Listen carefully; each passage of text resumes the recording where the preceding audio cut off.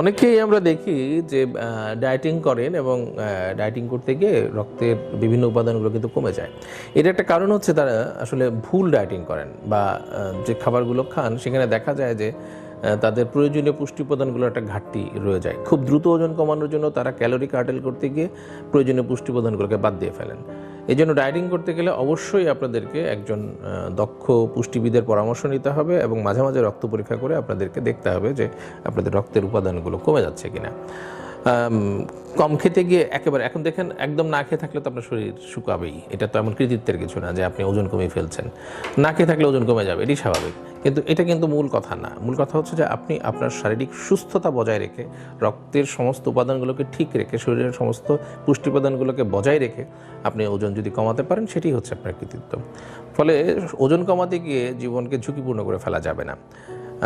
আর প্রয়োজনীয় পুষ্টি উপাদানগুলো বিশেষ করে আয়রন, ভিটামিন, বিশেষ করে ভিটামিন বি, মানে আমাদের রক্ত কমে যায় কারণ ভিটামিন বি এর যে উপাদানগুলো আছে সেগুলোও কিন্তু ভিটামিন বি12, ফলিক অ্যাসিড, এগুলোও কিন্তু অনেক সময় কমে যায় কারণ দেখা যায় একটা লম্বা সময় ধরে ফাস্টিং থাকেন, তখন কিন্তু খাওয়া দাওয়া করেন না, বা অনেকে আছে যে মিট বা মাংস, মাছ এগুলো খাওয়া ছেড়ে দেন, খালি সবজি খান, তো তাতেও কিন্তু আপনার এই সমস্যাগুলো হবে, বিশেষ করে রক্তের উপাদানগুলো কমে যাওয়ার বিষয়টা। কারণ অ্যানিম্যাল সোর্স থেকে আমরা যে পুষ্টিগুলো পাই সেগুলো রক্ত উৎপাদনের জন্য খুব জরুরি।